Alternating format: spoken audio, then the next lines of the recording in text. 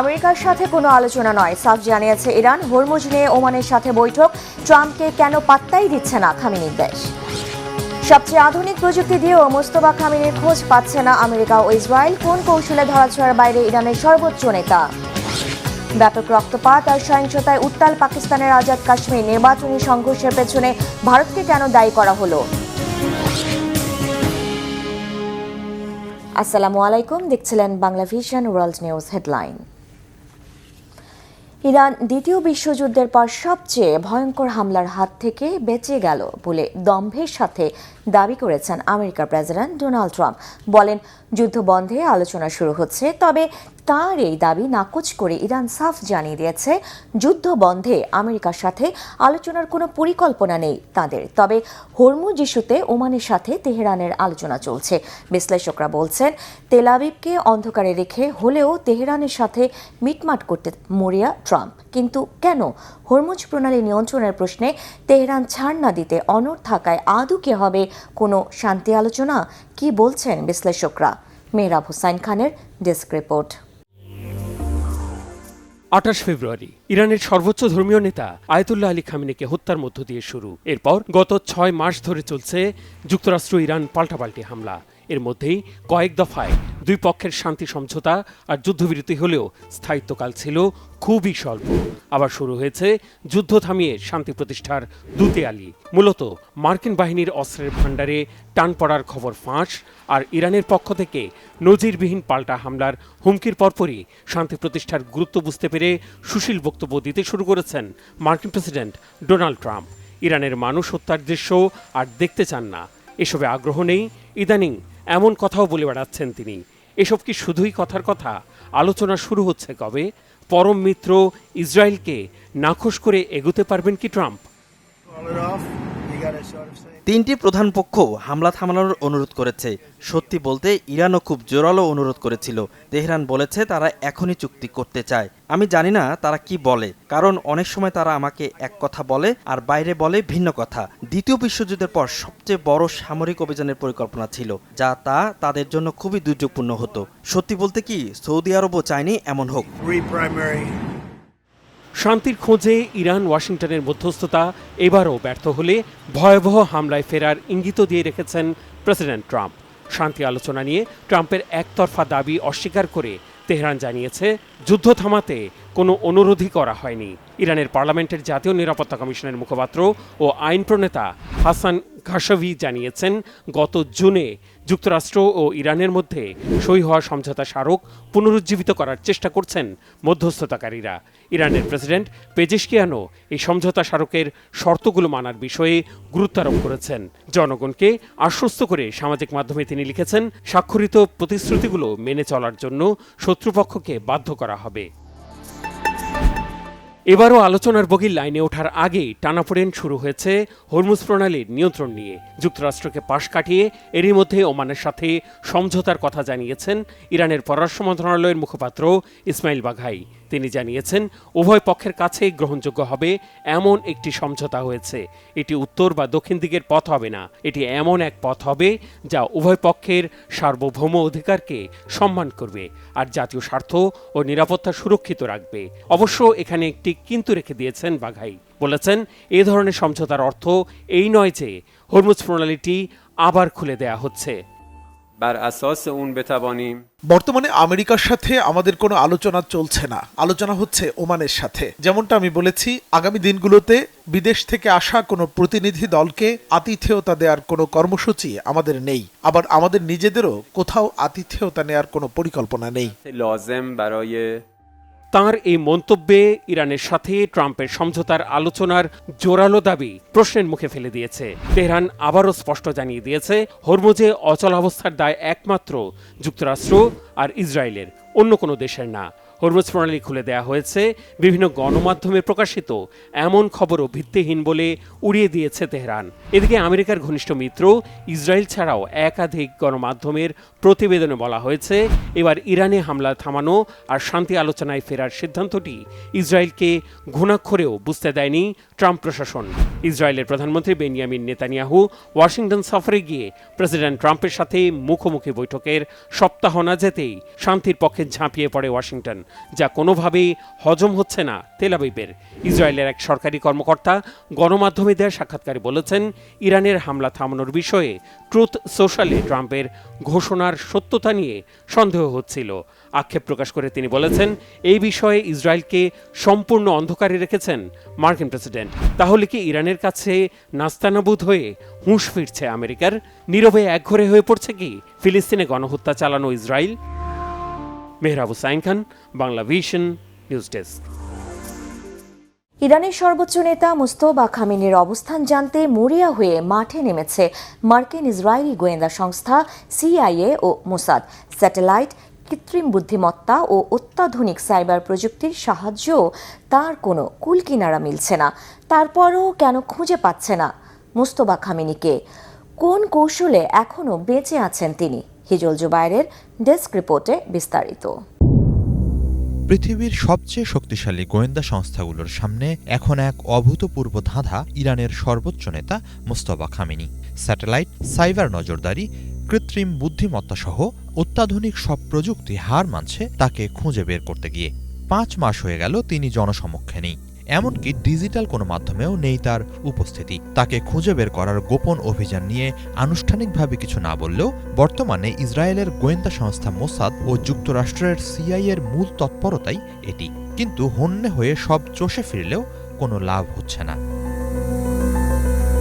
British সংবাদ মাধ্যম Times সহ বিভিন্ন আন্তর্জাতিক সংবাদ মাধ্যম বলছে, ইরানের নতুন সর্বোচ্চ নেতা দায়িত্ব গ্রহণের পর থেকেই নিজের নিরাপত্তা ব্যবস্থায় আমূল পরিবর্তন এনেছেন। আধুনিক প্রযুক্তির ওপর নির্ভর না করে তিনি ফিরে গেছেন বহু পুরনো যোগাযোগ পদ্ধতিতে। মোবাইল ফোন, ল্যাপটপ কিংবা ইন্টারনেট ভিত্তিক কোনো যোগাযোগ মাধ্যম ব্যবহার না করায় সিআইএ ও মোসাদ তার গতিবিধি সম্পর্কে তথ্য সংগ্রহ করতে পারছে না। গোয়েন্দা সূত্রের বরাত দিয়ে প্রতিবেদনে দাবি করা হয়েছে, প্রায় 5 মাস ধরে মোস্তফার কোনো নির্ভরযোগ্য ডিজিটাল ট্রেস পাওয়া যায়নি। বার্তা আদান প্রদানের জন্য ব্যবহার করা হচ্ছে বিশ্বস্ত কুরিয়ারদের একটি বহুস্তর বিশিষ্ট নেটওয়ার্ক। একজন কুরিয়ার কেবল নির্দিষ্ট ব্যক্তির কাছে একটি বার্তা পৌঁছে দেয়। পুরো যোগাযোগ ব্যবস্থার চিত্র সম্পর্কে তাদের কোনো ধারণাই থাকে না। ফলে একজনকে শনাক্ত করা সম্ভব হলেও পুরো শৃঙ্খল খুঁজে পাওয়া কঠিন। এ কারণেই গোয়েন্দা সংস্থাগুলো এখন প্রযুক্তি নির্ভর নজরদারির চেয়ে মানব সূত্রভিত্তিক তথ্য সংগ্রহকে বেশি গুরুত্ব দিচ্ছে। ইরানের ভেতরে থাকা গুপ্তচর, গোপন যোগাযোগ এবং ক্ষমতা কেন্দ্রের সঙ্গে সংশ্লিষ্ট ব্যক্তিদের ওপর নজরদারি বাড়ানো হয়েছে বলেও বিভিন্ন প্রতিবেদনে বলা হচ্ছে। মোস্তফার অবস্থান সম্পর্কে নিশ্চিত হওয়ার সবচেয়ে কার্যকর পথ এখন এমন কাউকে খুঁজে বের করা যার সঙ্গে তার সরাসরি যোগাযোগ রয়েছে। মোস্তফার পিতা সাবেক সর্বোচ্চ নেতা আয়াতুল্লাহ আলী খামেনির অবস্থান শনাক্ত করতে সাইবার গোয়েন্দা সক্ষমতা গুরুত্বপূর্ণ ভূমিকা রেখেছিল। তেহরানের ট্রাফিক ক্যামেরা, খামেনির নিরাপত্তা বহরের চলাচল এবং বিভিন্ন ডিজিটাল তথ্য বিশ্লেষণ করেই তার গতিবিধি সম্পর্কে ধারণা নেওয়া সম্ভব হয়েছিল। কিন্তু মোস্তফার ক্ষেত্রে সে কৌশল অকার্যকর হয়ে পড়েছে। এদিকে তার দীর্ঘ অনুপস্থিতি ঘিরে নানান জল্পনাও ছড়িয়ে পড়ছে। কেউ মনে করছেন তিনি গুরুতর আহত অবস্থায় রাজধানী তেহরানের ভূগর্ভস্থ কোনো নিরাপদ বাংকারে অথবা কোম শহরের আশপাশের সুরক্ষিত স্থাপনায় অবস্থান করছেন। আবার কিছু গোয়েন্দা বিশ্লেষক প্রশ্ন তুলছেন তিনি আদৌ জনসমক্ষে আসার মতো অবস্থায় আছেন কিনা। অন্যদিকে ইরানের প্রেসিডেন্ট মাসুদ পেজেশকিয়ান জানিয়েছেন তিনি ব্যক্তিগতভাবে সর্বোচ্চ নেতার সঙ্গে সাক্ষাৎ করেছেন এবং তার শারীরিক অবস্থার উন্নতি হচ্ছে। একই সঙ্গে নিরাপত্তার স্বার্থে বডি ডাবল ব্যবহারের সম্ভাবনাও বিভিন্ন মহলে আলোচিত হচ্ছে। মোসাদের সাবেক কয়েক কর্মকর্তা মনে করেন আধুনিক প্রযুক্তি দিয়ে সব রহস্যের সমাধান সম্ভব নয়। গাজায় জিম্মিদের অবস্থান শনাক্ত করার ক্ষেত্রেও অতিরিক্ত প্রযুক্তি নির্ভরতা প্রত্যাশিত ফল দেয়নি। একই ঘটনা এখন দেখা যাচ্ছে মোস্তফা খামেনিকে ঘিরেও। তাই এখন মূল চাবিকাঠি হয়ে উঠেছে মানুষের সংগৃহীত তথ্য বা হিউম্যান ইন্টেলিজেন্স। সহজ কথায় গুপ্তচর মাঠে নামানো। হিজল জুবায়ের, বাংলা ভিশন। ফিলিস্তিনের গাজায় শান্তি প্রতিষ্ঠায় মার্কিন প্রেসিডেন্ট ডোনাল্ড ট্রাম্পের ঐতিহাসিক ঘোষণার মধ্যেও থেমে নেই ইসরায়েলের নরকীয় হত্যাযজ্ঞ। জায়নবাদী গোষ্ঠী গেল 24 ঘন্টায় অন্তঃসত্ত্বা নারী সহ হত্যা করেছে অন্তত 19 ফিলিস্তিনিকে। শুধু জুলাই মাসে 152 জনকে হত্যা করে চলতি বছর এক মাসে সর্বোচ্চ হত্যার রেকর্ডও করেছে নেতানিয়াহুর বাহিনী। ইসরায়েলি সরকারের এ বর্বর শাসন ব্যবস্থাকে হিটলারের শাসন ব্যবস্থার সাথে তুলনা করছেন অনেক জার্মান নাগরিক। এমনকি এই তুলনাকে বৈধ বলে রায়ও দিয়েছে জার্মানির এক আদালত। শহীদ আরাফাতের ডেস্ক রিপোর্ট। এই জানাজার আয়োজন এক 7 মাসের অন্তঃসত্ত্বা নারী, তার 5 বছরের ছেলে এবং স্বামীকে ঘিরে। ইসরায়েলি বাহিনী রবিবার ফিলিস্তিনের গাজা সিটির পশ্চিমাঞ্চলের আল সুসি টাওয়ারে এ নৃশংস হত্যাকাণ্ড চালায়। বোমার আঘাতে ভবনের ভেতরে একটি দেয়ালও আর অবশিষ্ট নেই। খণ্ডিত অবস্থায় মরদেহগুলো উদ্ধার করে স্থানীয় ফিলিস্তিনিরা। সেই হৃদয় বিদারক ঘটনার বর্ণনা দেন ফিলিস্তিনি নাগরিক ইব্রাহিম জামিল। তার চোখে মুখে ছিল আবেগ আর উৎকণ্ঠা। আমরা একটা ক্যাম্পে অবস্থান করছিলাম, হঠাৎ বোমার শব্দ শুনে দৌড়ে আসি। ভেতরে ঢুকতেই টুকরো টুকরো অবস্থায় 3 জনের মরদেহ পাই। জানতে পেরেছি তাদের মধ্যে একজন 7 মাসের অন্তঃসত্ত্বা নারী, তার 5 বছরের ছেলে এবং 33 কি 34 বছর বয়সী স্বামী ছিলেন। এই শহীদদের কি দোষ ছিল? তাদের হত্যার বিচার কে করবে? শুধু আল সুসি টাওয়ার না, রবিবার দক্ষিণ গাজার খান ইউনিসের উত্তর পশ্চিমে আল কারারা এলাকায় একটি অ্যাপার্টমেন্টে হামলায় আল হামস পরিবারের 3 সদস্য নিহত হন। মধ্য গাজার দের আল বালা এলাকায় বোমা হামলা চালিয়ে ইসরায়েলি বাহিনী 2 জনকে হত্যা করে। উত্তর গাজার জাবালিয়া শরণার্থী শিবিরে হত্যা করা হয় আরও 3 ফিলিস্তিনিকে। খান ইউনিসের আল মাউসিতে হত্যাযজ্ঞ চালিয়েছে ইসরায়েলি বাহিনী।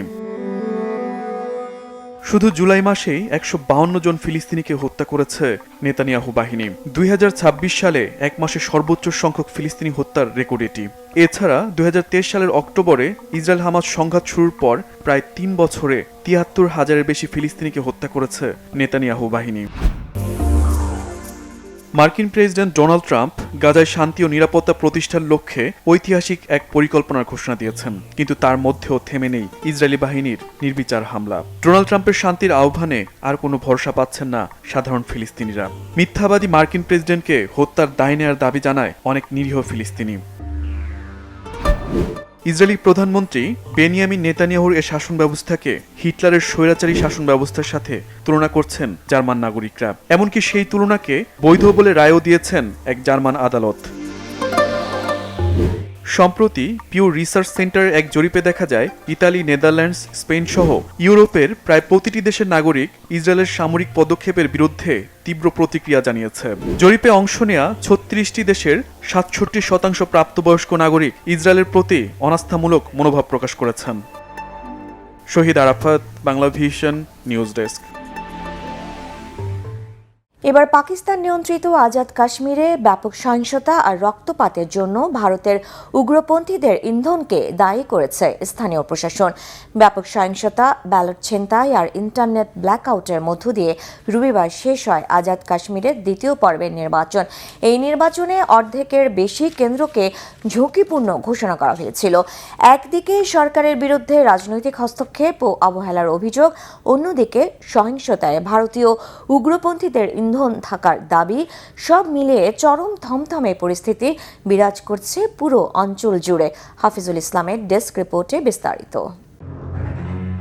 ব্যাপক সহিংসতা আর রক্তপাতের মধ্যেই শেষ হল পাকিস্তান শাসিত কাশ্মীরের দ্বিতীয় পর্বের নির্বাচন। 2রা আগস্ট মুজাফফরাবাদ ও শরণার্থী আসনের ভোটাভুটিকে ঘিরে পুরো অঞ্চল জুড়ে ছড়িয়ে পড়ে তীব্র অশান্তি। সংশ্লিষ্ট বিভিন্ন সূত্র থেকে গুঞ্জন উঠেছে নির্বাচনী সহিংসতার পেছনে ভারত সমর্থিত সশস্ত্র গোষ্ঠীরও হাত থাকতে পারে। এই আঞ্চলিক নির্বাচনে 21টি আসনে মোট 12 লাখেরও বেশি ভোটার অংশ নিয়েছেন। প্রায় 1,500 কেন্দ্রের মধ্যে 1/3 বেশি ভোট কেন্দ্র ছিল চরম ঝুঁকিপূর্ণ। ভোটের দিন ব্যালট পেপার ছিনতাই ও তুমুল সংঘর্ষের খবর পাওয়া গেছে। স্থানীয় বাসিন্দাদের অনেকে মনে করেন এমন পরিস্থিতিতে সুষ্ঠু নির্বাচন মোটেও সম্ভব না। মুজাফফরাবাদ ও আজাদ কাশ্মীরের অবস্থা এমন নয় যেখানে নির্বাচন হতে পারে।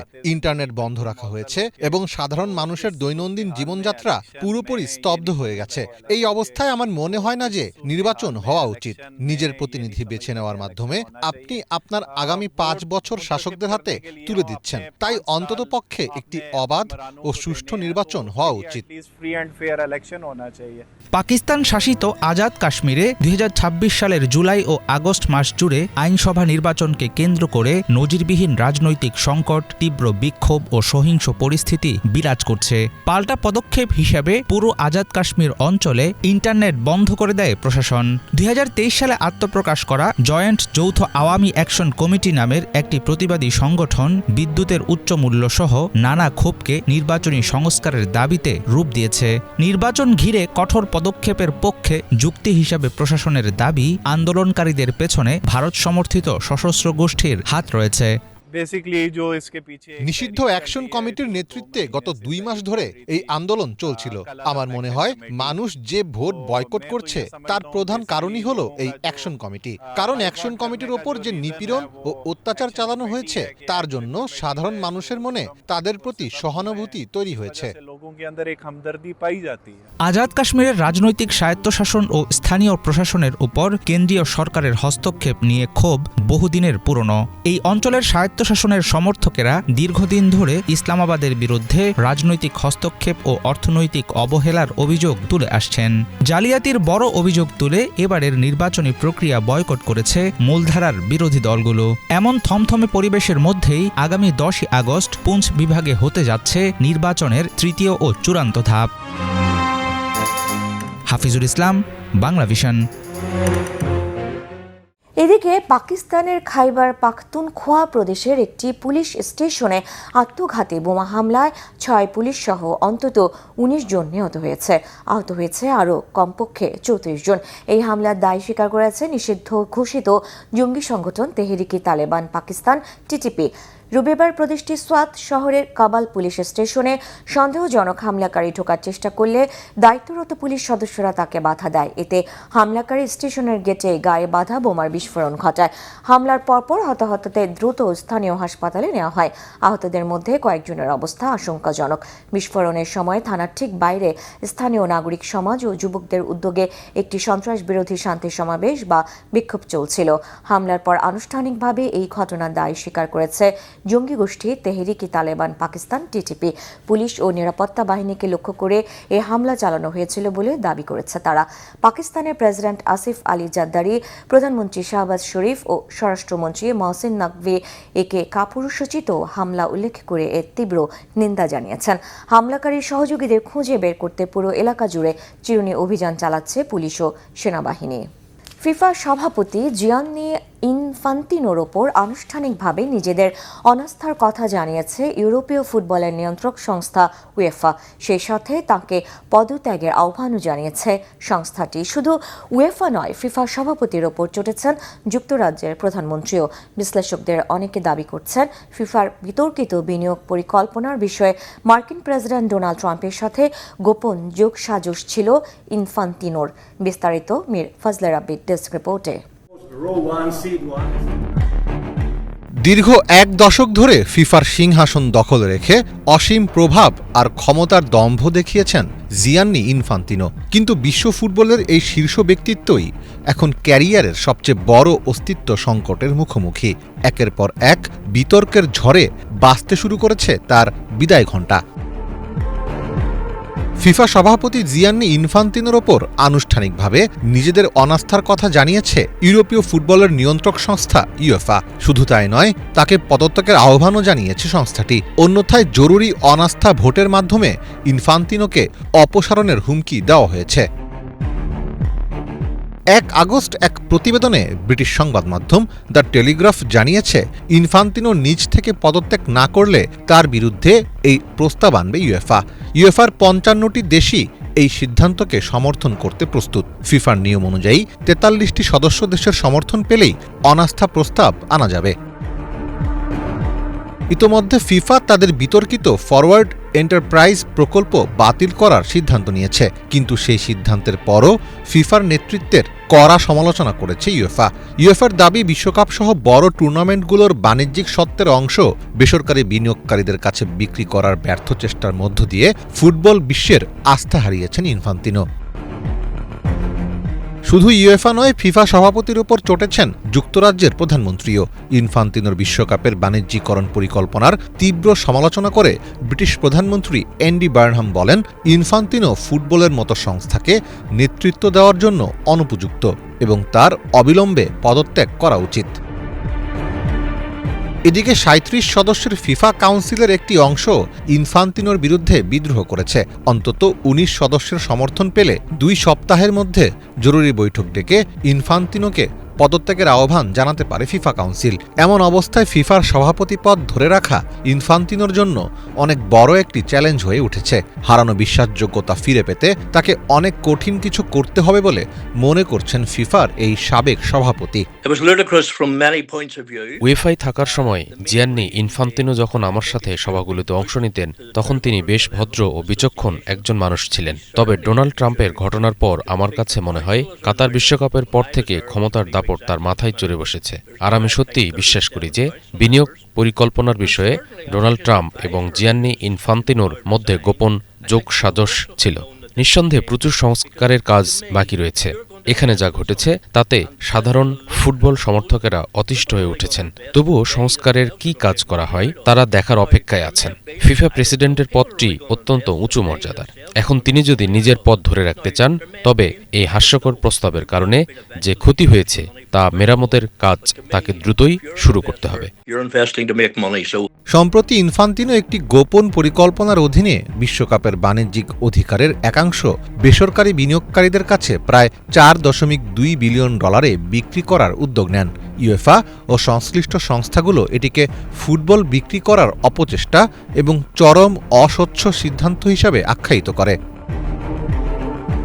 তবে ইনফান্তিনোকে হটানোর উদ্যোগে সবার সমর্থন নাও পেতে পারে ইউএফা। আফ্রিকা, দক্ষিণ আমেরিকা ও কাতারের সমর্থনে অনাস্থা প্রস্তাবের ভোটাভুটিতে শেষ পর্যন্ত যদি টিকেও যান, তবুও ২০২৭ সালের মার্চের নির্বাচনে ইনফান্তিনোর জয়ের সম্ভাবনা ক্ষীণ বলেই মনে করছেন অনেকে।